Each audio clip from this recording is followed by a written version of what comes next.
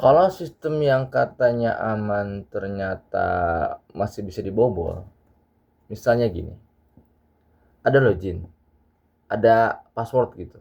Bahkan ada jaringan internal kantor kan, lokal doang gitu. Tapi tetap aja data bisa bocor. Ini yang bikin gue heran guys. Kalau semua udah diamankan, kok masih bisa ditembus?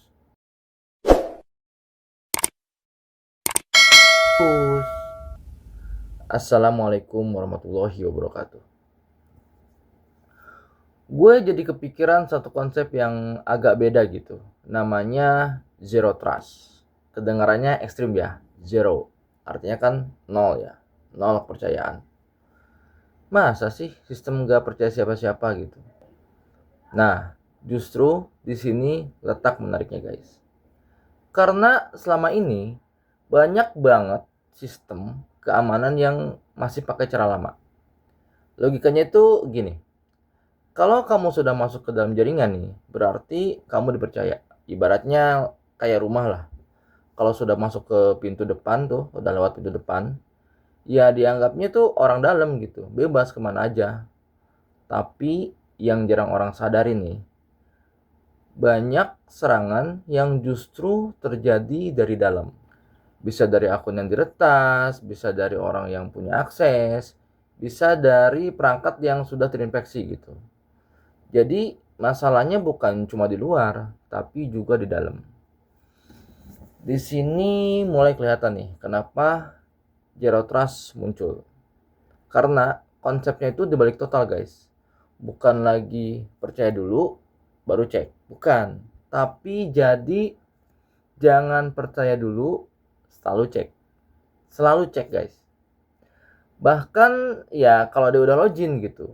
Bahkan kalau dia tuh dari jaringan kantor, dan bahkan kalau dia itu admin.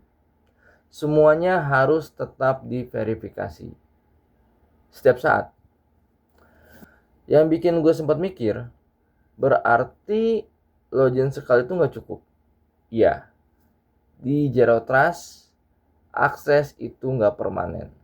Setiap request nih itu bisa dicek ulang. Misalnya gini, kalian nih login ke sistem nih, lalu mau buka data sensitif misalnya, sistem bisa tanya lagi, ini beneran lo mau bukan?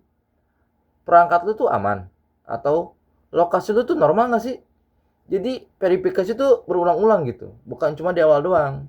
Dan ini bukan cuma soal paspor, bisa pakai ya multi factor authentication gitu, kayak OTP, biometrik, atau bahkan analisis perilaku.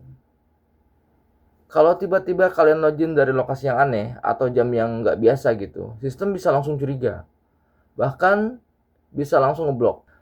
Yang menariknya nih, Zero Trust juga ngelihat perangkat, bukan cuma orangnya gitu. Jadi bukan cuma lu siapa, tapi juga lu pakai perangkat apa sih? Apakah laptopnya aman? Apakah HP-nya terpercaya? Apakah ada malware-nya? Kalau perangkatnya mencurigakan, akses bisa ditolak, walaupun username-nya benar gitu. Ini yang bikin konsepnya agak terasa kejam ya, karena sistem gak percaya siapapun, tapi justru itu tujuannya. Itu kayak meminimalkan risiko gitu. Tapi tunggu, kalau semua dicek terus, apa nggak ribet? Apa nggak bikin sistem jadi lambat? Nah, ini bagian yang sering dipertanyain guys. Dan jawabannya bisa iya, bisa enggak. Kalau implementasinya buruk, bisa bikin ya user frustasi. Tapi kalau dirancang dengan baik nih, bisa tetap aman tanpa terasa mengganggu. Misalnya dengan adaptive authentication. Kalau perilakunya normal ya akses lancar gitu. Kalau mencurigakan baru diperketat. Yang bikin gue jadi kepikiran nih, berarti keamanan sekarang bukan lagi soal tembok tinggi kan, kayak bukan soal firewall besar gitu. Tapi soal verifikasi terus-menerus dan asumsi bahwa pelanggaran bisa terjadi kapan aja guys. Ini semacam perubahan cara berpikir sih, dari aman karena di dalam menjadi selalu waspada walaupun sudah di dalam. Dan kalau dipikir lagi nih, di dunia yang semuanya sudah terhubung, internet, cloud, remote work gitu kan, mungkin memang nggak ada lagi yang benar-benar dalam dan luar. Semuanya jadi satu jaringan besar gitu. Jadi, zero trust bukan cuma teknologi, tapi cara berpikir baru tentang keamanan. Tapi di sini ada satu pertanyaan yang cukup mengganggu, guys. Kalau sistem tidak pernah benar-benar percaya, apakah suatu saat user juga akan kehilangan rasa percaya pada sistem itu sendiri? Hmm.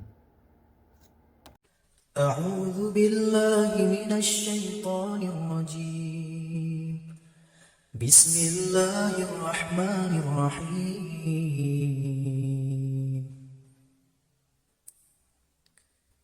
ربي هب لي من لدنك ذرية طيبة إنك سميع الدعاء رب اجعلني مقيم الصلاة ومن ذرية ربنا وتقبل دعاء ربنا هب لنا من أزواجنا وذريتنا قرة أعين واجعلنا للمتقين إماما اللهم اجعل أولادنا أولادا صالحين حافظين للقرآن وسنة فقهاء في الدين مباركا حياتهم في الدنيا والآخرة